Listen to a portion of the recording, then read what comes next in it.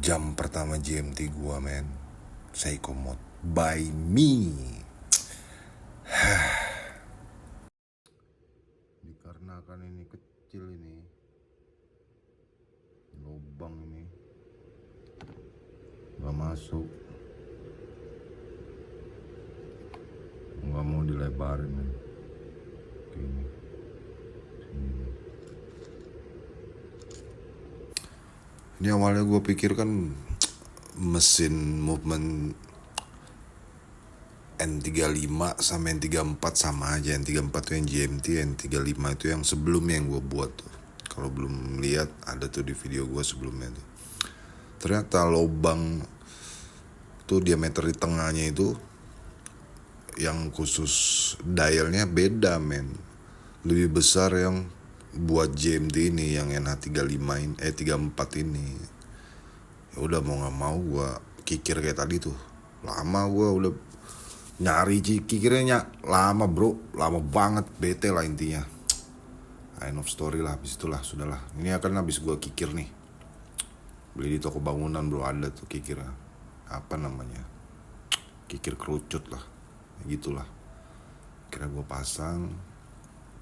Akhirnya pas masuk, itu gue senang banget men. Dulu pertama kali gue liat jam game itu di mana ya? Di mana ya? Adalah punya orang kayak di kafe yang gue liat itu di mana lah. Atau mereknya juga nggak tahu apaan. Mungkin bisa Rolex atau Seiko atau nggak tahu lah. Itu tuh gue liat tuh anjrit nih, jarumnya ada 4. Kira gue tahu, cari tahu ternyata GMT itu panjangnya nggak tahu gua panjangnya, tapi intinya dia jarum penunjuk jamnya, jam ya bukan menit atau detik. Penunjuk jamnya itu ada 2 men. Jadi misalnya di tempat gua nih Balikpapan nih jam 1 siang, nah, gua bisa setel jam ini yang jarumnya ini nih, itu jam yang kedua lah. Itu bisa gua setel misalnya mau jam Jakarta, Bali, atau Jeddah sekalipun bisa. Jadi lu bisa lihat dua waktu di 1 jam ini men. Itu kelebihannya, keren lah. Terus akhirnya gua mau beli kan mahal banget ya, mahal banget lah. Oh jam-jam GMT itu mahal banget lah. Akhirnya gua coba-coba modding jam pakai movement Seiko NH35, 34. Dari 35 dulu deh, yang kemarin-kemarin yang 2 jam sebelumnya itu gue kecanduan kan. Akhirnya gue bikin lagi. Akhirnya gue putusin buat bikin lah jam yang khusus GMT ini. Akhirnya gue bikin nih di video kali ini nih. Nah tuh lihat tuh, itu jam utama itu yang warna biru tuh. Nah jam keduanya yang warna merah tadi tuh. Bisa gitu ya. Kok ada ya orang bisa nemuin ya jam ini dulu, zaman dulu ini kan udah tahun-tahun berapa ditemuin, nggak tahu juga merek apa yang duluan. Pokoknya lu pikirin orang nemuin jam automatic pertama itu tahun 1800-an, 1700-an ya. Pocket watch lah. Akhirnya diaplikasikan ke jam tangan. Itu orang yang bikin jam itu GG si otaknya, GG banget men, pinter. Nah akhirnya sampai sekarang gue masih nggak habis pikir ya. Ini ini mau cerita sejarah atau proses gue buat sih anjrit lah. Kayaknya nanti ada lah season kita bahas jam ya. Awal munculnya jam otomatis. Nanti kita bahas lah. Mungkin di konten entah kapan lah. Lanjut ke ini bro. Nah ini jarum gue kan ada jarum sepasang ya sama yang biru nih, yang ini nih. Ini kan warna biru nih, jarum detik ini. Sepasang sama jarum jam sama menitnya itu. Cuman gue pengen ganti sama jarum yang di atas itu bro. Beda jarumnya. Gue pengen tahu aja hasilnya gimana kan. Pas gue lihat kayaknya asik juga pakai jarum gini nih. Ini jarum kayak jarum, lu tahu nggak tombaknya siapa sih manusia ikan itu, anaknya Dewa itu di Marvel itu. Mirip tuh Trisula atasnya tuh. Gue liat tuh. Iya kan? Kayak tombak gitu dia jarum detiknya. Awal-awal gue pasang jarum, paling susah di antara semua jarum ini ya, paling susah itu masang jarum detik men. Di percobaan jam yang pertama kali gue buat tuh, susahnya sampai patah kan. Akhirnya gue buat yang jam kedua rada mudah. Yang ketiga lebih mudah. Kayaknya emang pengalaman lu mencoba sesuatu yang baru itu susah, tapi lu coba lagi, lu coba lagi, lu bakalan bisa men. Pastilah, pasti bisa lah. Kayak lu belajar ciuman sama cewek aja, awalnya lu nggak bisa, grogi, malu-malu. Begitu lu ada nyium dia, lu minta cipokan lagi, gila ya kayak gitulah. Terus nah ini udah kepasang semua nih, 4 jarum total men, ya kan. Belum masuk ke case-nya ini men. Cakep banget, gila cakep banget, asli cakep banget. Lihat aja tuh sendiri tuh. Ini pakai movement by Seiko ya, punya Seiko. Seiko itu jadi dia ada ngeluarin 2 mesin lah. Yang pertama buat produknya dia yang dia bikin di pabrik, buat produk jamnya dia bikin nih, ya kan. Yang satunya lagi dia bikin buat dikomersilkan atau dibeli kayak gua gini, kayak homemade watch ya. Jadi Seiko ngejual mesin seperti itu gitu loh. Jadi ada satu mesin buat dia, pabrikan dia, buat pabrikan jamnya dia, sama mesin yang dia buat untuk dijual mesinnya doang. Nah, yang kayak gue pakai gini itu men. Banyak orang bilang, oh ini palsu mesinnya palsu. Apaan tuh gini? Nggak palsu, lu cari tahu aja sendiri. NH3 NH ya, itu keluaran Seiko men. Cuman diproduksi massal buat ya kayak gue gini yang suka custom jam gini. Jadi gue bisa mencoba sesuatu yang baru.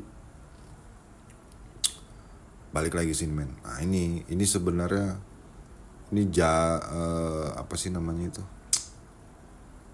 Apa sih pen ya? Ini kan lu kalau potong pendek kan lu bakalan harus ada cadangan lagi. Dan ini gue yang potongan yang ini nih gue kependekan ya, ini nih anjing emang pendekan gue yang ini nih.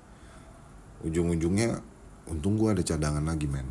Makanya lu kudu beli cadangannya deh. Beli berapa, 5, beli 10, murah kok itu kalau mau rakit sendiri.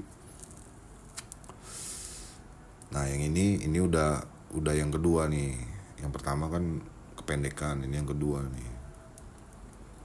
Nah ini bro, lu wajib pakai ini. Ini fungsinya supaya mempererat ya, tapi nanti dia jadi kayak rubber karet gitu deh.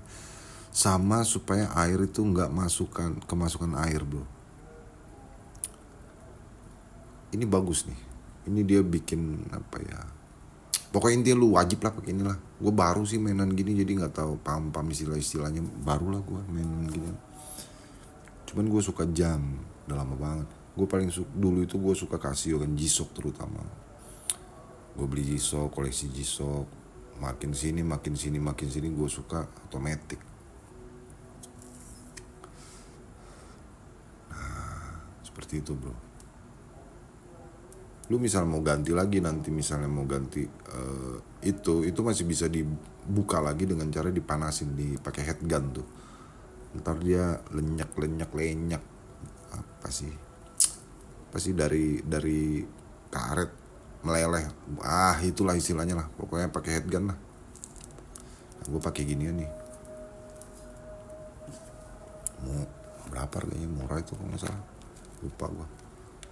Nah, ini cucuk kan.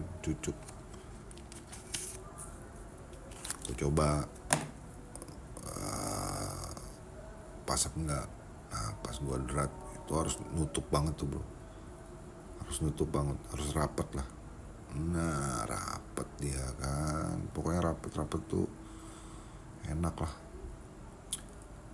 Akhirnya sekarang gue pakein ini seal bro, seal yang hitam tuh. Di yang biru-biru itu namanya seal. Kalau nggak ada yang tahu seal itu tuh seal tuh karet bro, bukan karet gelang, karet. Bersihin dulu, wajib dibersihin. Kalau udah mau ditutup tuh wajib banget ditutup, dibersihin sebelum ditutup. Jam baru men, wajib bersih ya kan kalau jam baru kan.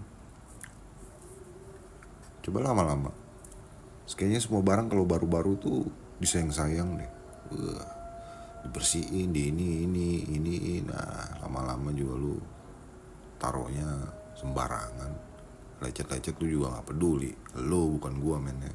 Kebanyakan orang seperti itu sih. Gua enggak sih, kayaknya sih enggak sih.